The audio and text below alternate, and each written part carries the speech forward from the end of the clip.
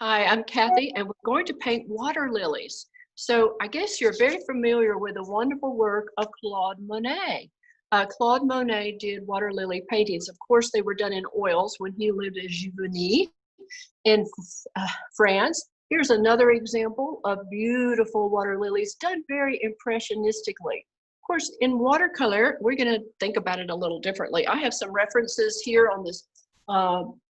One is down in the Big Cypress. I photographed some water lilies. I have more examples of Bok Tower water lilies, and it seems like I have this handout that will include examples that I'll show you here in a minute. So here's what I thought we might do. This is just one idea for the water lilies painting. I have sketched, which I will take a photograph of, and it can be printed and enlarged by tracing. I don't know how well you can see through a piece of printing paper, but I was able to hold this up to the window and trace it. As a matter of fact, here is my tracing. And after I traced the outline of this, then I cut this shape out. Okay, this shape I'm going to show you now. I am able to get a design onto my paper. Now that is cheating a little bit, but it's just one way, and then we'll talk about some other options. So here we go. This is my paper, and what I have to do is figure out where is this. My paper here is a horizontal format, and because the lilies, let's see. Okay, so you see, this is what I'm going to draw on my paper. Okay, this is what I'm going to lay down, and first of all, I'm going to trace just these lily pads, and this is part of the flower. Now I'll come back and I'll add some detail. But I did this original drawing from several different examples of water lilies and the beautiful water lily in the water. We're also going to talk about painting water and doing the beautiful detail. This has a lot of petals in this one big blossom.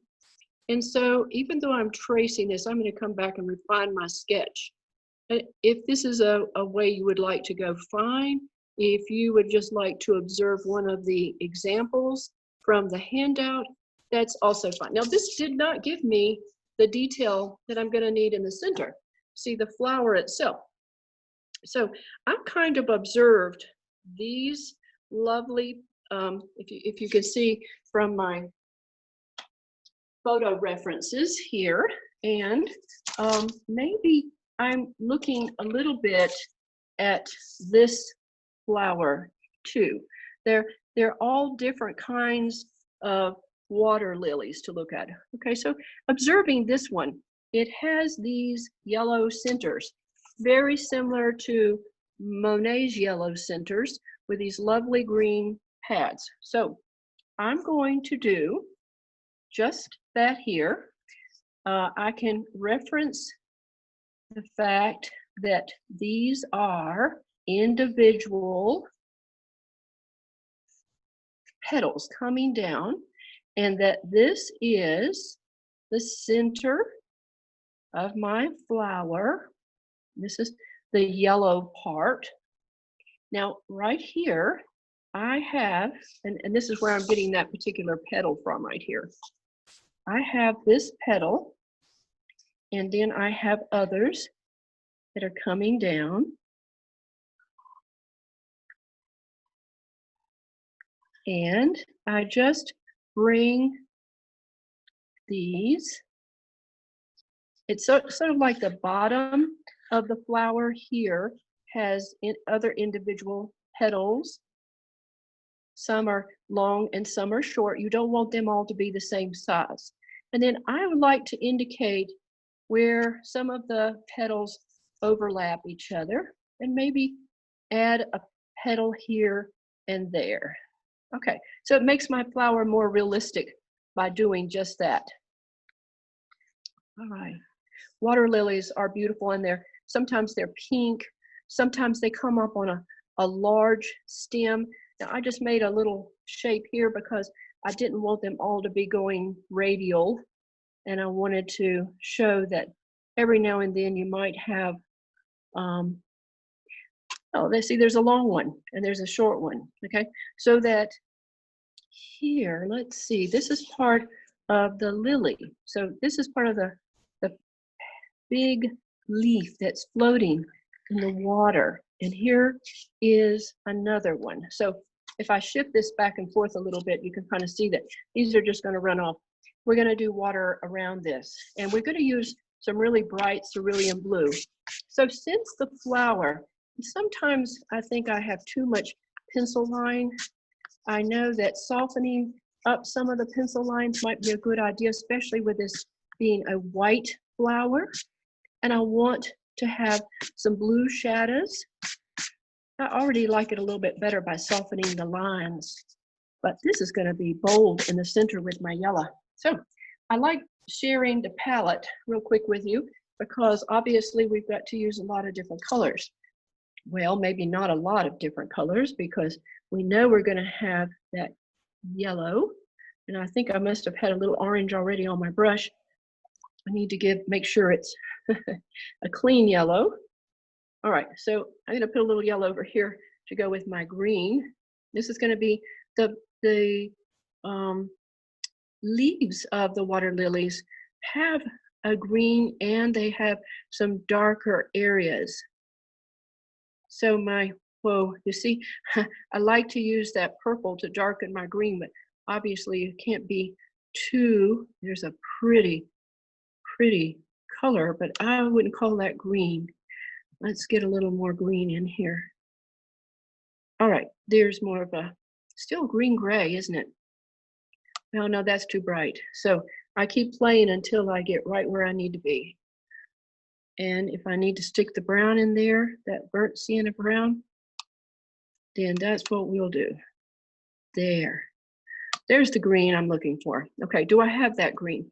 Am I going to have that green in those petals? Probably with the shadows. I'm going to use this beautiful cerulean blue with a mixture of my cobalt to make my water. So here's basically where I want to go with the watercolor, okay? All right, so those are my colors. Since I'm using white in the background of the flower, I guess I should say that I'll be using kind of here's what I just picked up on my brush. It was subtly taking the blue from what I'm going to put in the water, and I want to have that around some of the petals in this water lily. You know, if you've ever done a magnolia is a white flower, and it just needs a touch. Sometimes a little bit of that purple is not a bad idea because I'm kind of placing this blue where I'm going to have shadows in a blue, purple, sometimes a little bit of all three of the primary colors does the trick. I'm making this subtle, and every now and then I'll make it a little bolder with the shadow where it would appear, and obviously right underneath. I'm assuming my shadow, my sunlight is coming from the top. Sometimes you're going to have a shadow cast from these other petals. It is a good idea to have a really good reference. And here I am kind of looking at a composite of images. Though, to tell you the truth, somewhere along the way, I have painted this particular water lily, and I chose it because of its really beautiful yellow center. And of course, the lights and shadows. I do want to use, I can't help it, but I really want to put a little purple in some of these places. It just says, I think it needs it, especially around the yellow for the contrast. Now, all right. And besides, it adds another little feel to what's going on here. Wow, isn't that a pretty color? Just a pale lavender. And it's already saying that there's these are white, and yet there's some are underneath, some are definitely underneath, and that helps. I think that definitely says I'm underneath that petal. I'm getting darker in a few places because I feel like this would pop out, and these are kind of standing up. Maybe this one would be in the background. Just by putting a little bit in there. Maybe this one has a bit of a shadow. And then I just take the water and soften it up. Okay, maybe right in here.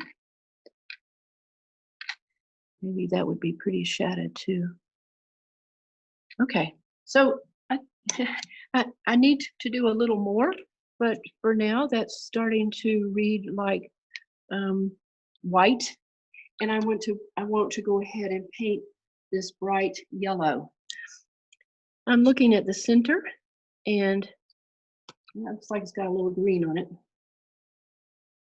So I don't want it to be, I want it to be a bright yellow. There, it's a little better. And I think that I want a little variation between some of this yellow. So maybe I will use some of this orange and then let it run into the yellow. So it's like down here, and then, oh, lift a little bit of that. That's nice. And I want to finish with the yellow. And I might need to put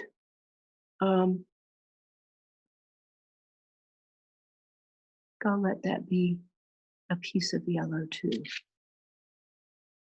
Okay, right, that's not too bad, except for I'm putting some patterns here, which I'll cover up. Don't mean to do that. Let's let that sit, and let's do the water. Now, the water in this reference looks gray, green. Let's do the leaves. They're a beautiful green. They're a lovely, what I would call skip green, light green. And I don't want to use my little round brush. I definitely want to use my bigger flat brush. And as I shift this way, the color I'm really looking at is not quite that bright, but the reference here with the sunlight, they really are a light green. And I know from having painted these before, they have these what am I trying to say, veins that are going to come like this. So I'm going to do a dry brush over them later. And as they go underneath my water lily, I'm going to use, remember that dark green I mixed up? I may go, what? It's too dark. Hey, I'm doing it anyway. It'll be beautiful. So this suggests that the shadows are falling on the water lily. And let's assume that this one might be, well, maybe the tip of it here is going to have some light green. Definitely have light green out here.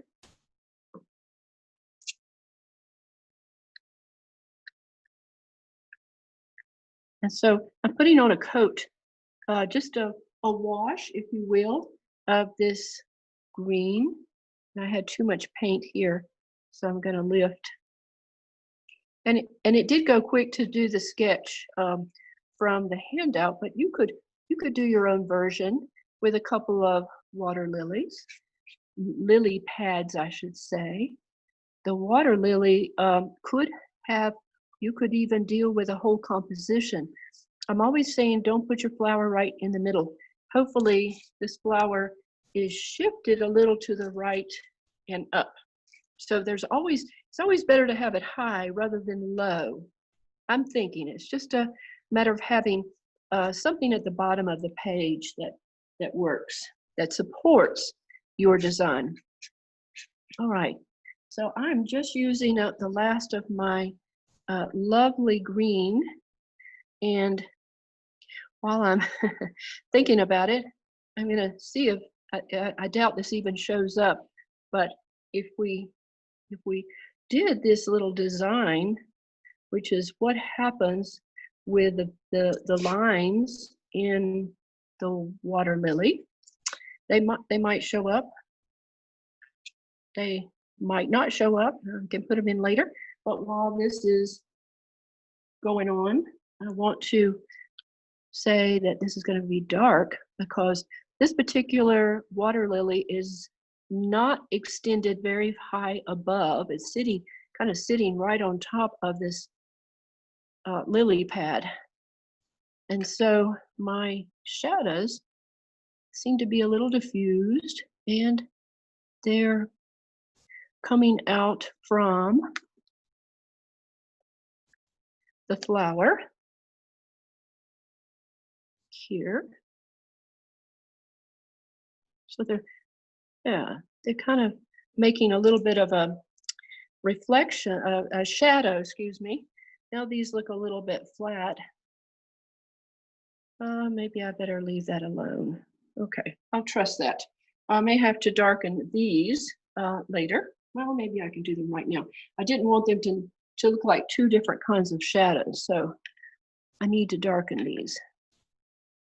So I'm just moving my brush carefully right up underneath, and always the shadow is darker immediately under an object, and it does get diffused as it comes out.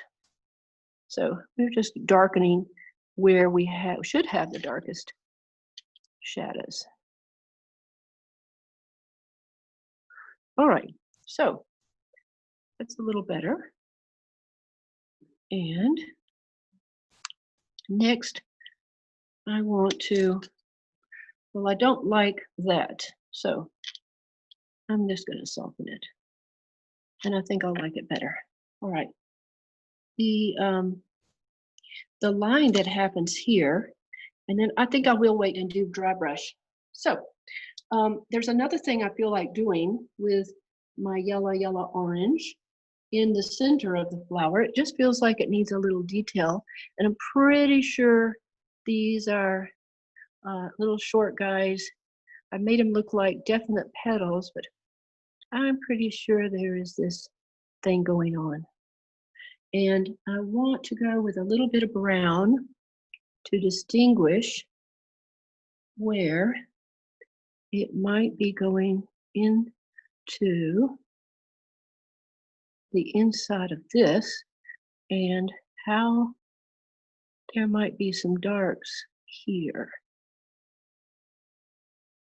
And that just reads a whole lot better to me now. Okay, without getting too carried away. Now I'm getting carried away. So I just felt like, oh, I need a little more detail, especially with a few lines that go into the center. There would be that kind of detail.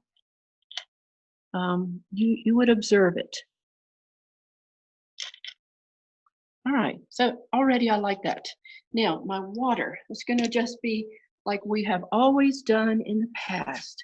It is moving the brush in a horizontal direction to say water. So I said I mostly wanted to use my cerulean blue. I'm going to be much better off if I put water around these shapes first. And that means, now remember I said the water really doesn't look blue. It looked more brown. Oh, well, this water is quite blue. So that's the kind of water I want. I want it to be beautiful. And what a better contrast to having lights and darks. And this, in this case, that beautiful white on top of a nice dark. I don't think I'm going to make the water, though, a dark, not much darker than the shadows on the water lily. And I'm just putting the water down right now and hitting all my edges. Sometimes this is just tedious getting it done, but it's also lovely to show reflections. Now, one of the things that Monet did in his beautiful water lilies is that he often had the wisteria trees reflected in the water. At Bach Tower, many times that I have painted the water, oh, and they have some pink water lilies. They're very beautiful. They also have these big lily pads. I don't know if you've been there to know what I'm talking about. But, well, I lost my train of thought. Where was I going with that? I got lost in the moment. Oh, water reflection. That's what I was saying. So sometimes there's the shape of a tree that comes through. I can indicate it for you and show you what I'm talking about. There might be something that's literally being reflected in the water. And if that's the case, you put that in. And then you go with your blues. And when you paint your blues, if there is something that's being reflected, gee, that would be a really skinny tree, wouldn't it? This is how you would paint around that skinny tree. And but you know, what's nice, and I didn't even know I was going to do that, but what's nice about this is that it's repeating the yellow in the center of the flower, and that's just not a bad idea. Now I will go over the water a few times, and I will carefully, here's the rub, is carefully going around these petals without painting over them like I just about did there. And at the same time, you are painting around the water lilies. I've just got to get some dark in here. At the same time you're doing that, you are continuing to paint horizontally. Well, that is definitely a trick. Okay, so we're doing this, and we're also moving through the flowers at the same time. And we're still making our, pardon my arm, just shifting this over a little bit. And I'll bring that up a little bit more. Hopefully we're still on the page.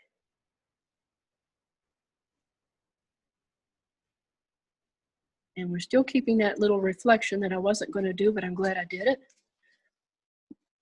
And trying not to deviate too much from the color.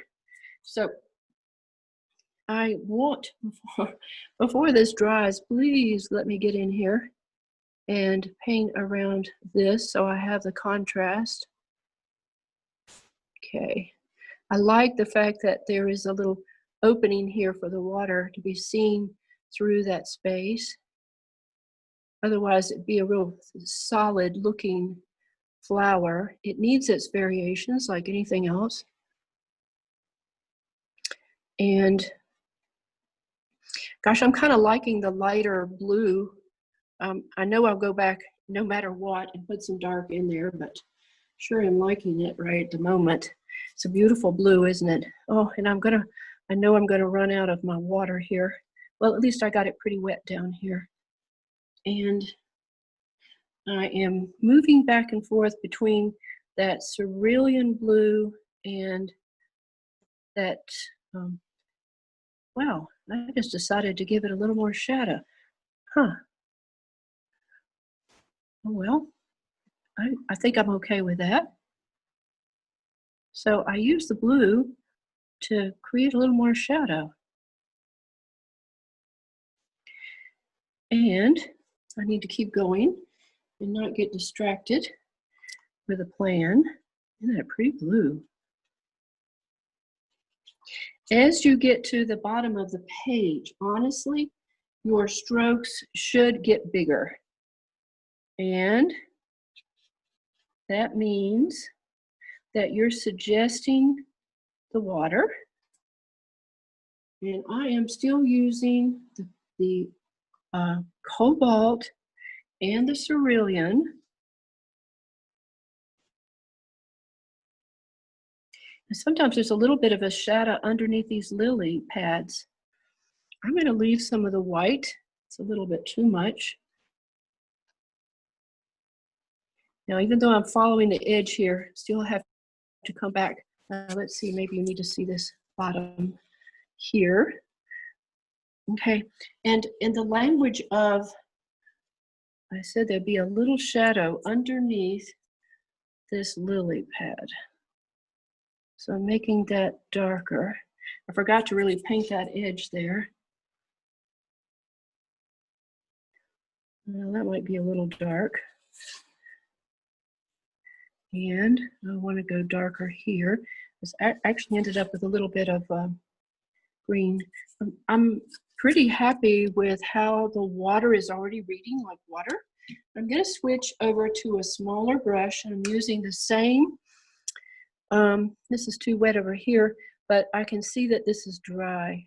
Nope, it's not dry, but I'll take my chance with a little bit of the wiggles. So when things are real far away, the lines are very small. You know, I can't do that down here yet. You can see how wet this still is. But I'm going to do, oh yes, the leaves, the lily pads.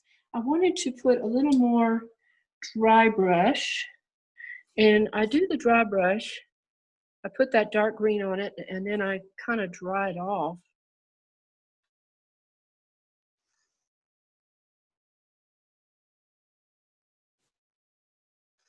And I go as far as I can without picking up the blue from the water, that is.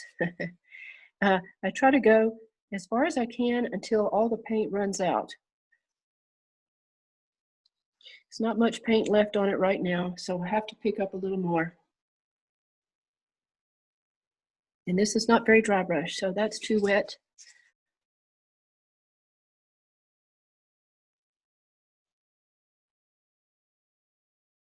And just by indicating these strokes will suggest the lily pad still have to pick up a little more paint.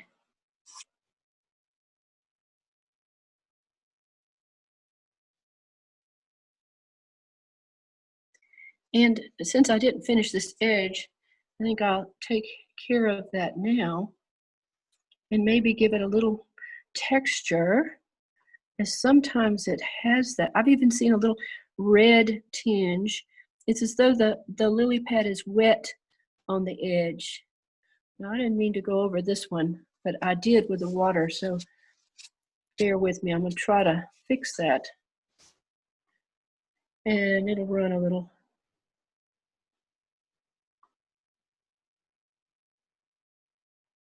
So I give it just a little bit more of a wiggle edge, not that much though.